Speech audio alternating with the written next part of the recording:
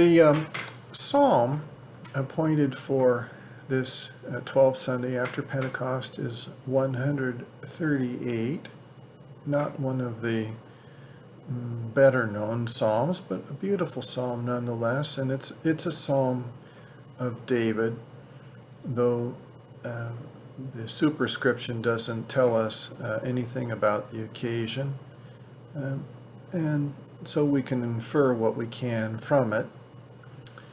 Knowing that it is a psalm of David, that alone gives us a lot to go on. Psalm 138, let me read it first. I give you thanks, O Lord, with my whole heart. Before the gods, I sing your praise.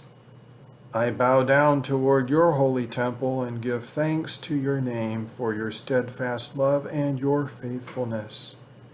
For you have exalted above all things your name and your word. On the day I called, you answered me. My strength of soul you increased. All the kings of the earth shall give you thanks, O Lord, for they have heard the words of your mouth, and they shall sing of the ways of the Lord, for great is the glory of the Lord. For though the Lord is high, he regards the lowly, but the haughty he knows from afar. Though I walk in the midst of trouble, you preserve my life. You stretch out your hand against the wrath of my enemies, and your right hand delivers me. The Lord will fulfill his purpose for me. Your steadfast love, O Lord, endures forever. Do not forsake the work of your hands.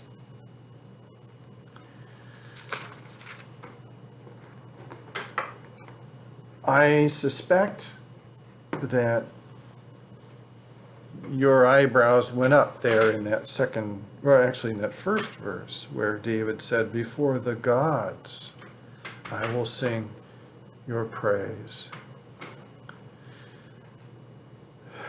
David had no illusions about other gods, about idols, that they amounted to anything. He knew that only the God of Abraham, Isaac, and Jacob was the true God.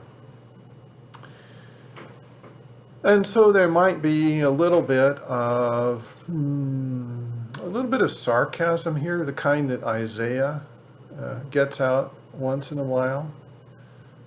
In our study, in our Bible study after church this past Sunday, we were in the book of Hosea, and Hosea said, that person worships a piece of wood, and their walking stick is their oracle.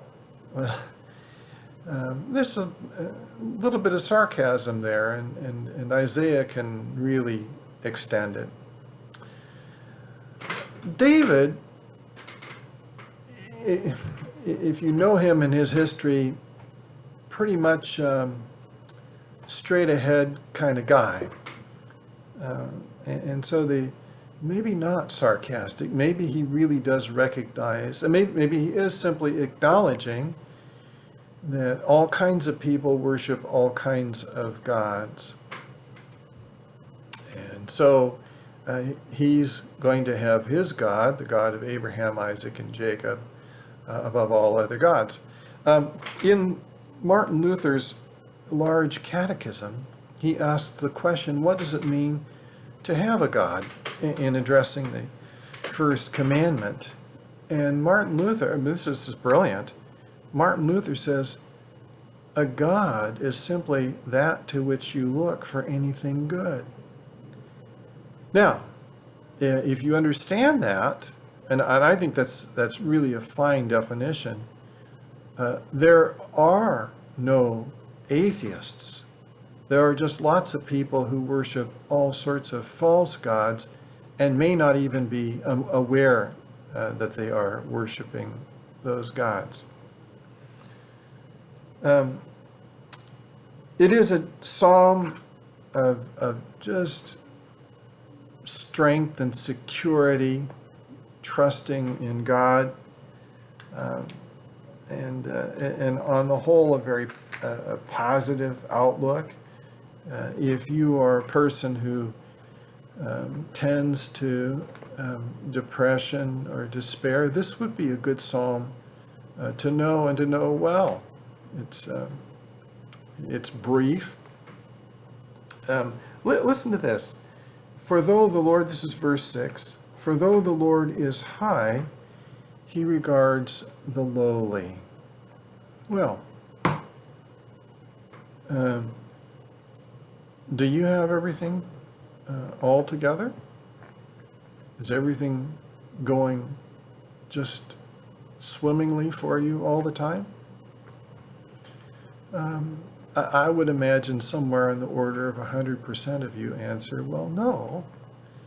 And if you come to terms with that fact, and you're honest about that fact, then you are the lowly. You have needs. In a psalm of Asaph, Psalm 50, the Lord said, call upon me in the day of trouble, and I will answer you, and you will glorify me. A true Christian worship is to call on the Lord in trouble and to look to him for all our good things. Conversely, but the haughty he knows from afar. When the Lord is far from you, or he turns his face from you, or he does not look at you, or as our benediction says, he does not lift his countenance upon you. It's like a cloud going over the sun. You don't want this to happen. There is just a very comforting and endearing close to this psalm, and it's just a little petition, little prayer. Do not forsake the work of your hands. Do not forsake the work of your hands. And you can appeal to the Lord that way too. The Lord gave you life when he buried you with Christ by baptism and raised you to walk in newness of life.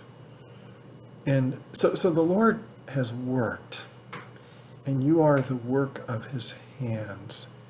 You are dear to him, and you can pray to him with the same kind of easy, childlike access and confidence of David. Lord, do not forsake the work of your hands. Our next reading, appointed for the day, the epistle reading, is from Romans chapters 11 and 12. You may want to get that up now, and then we'll come back to that in the next video.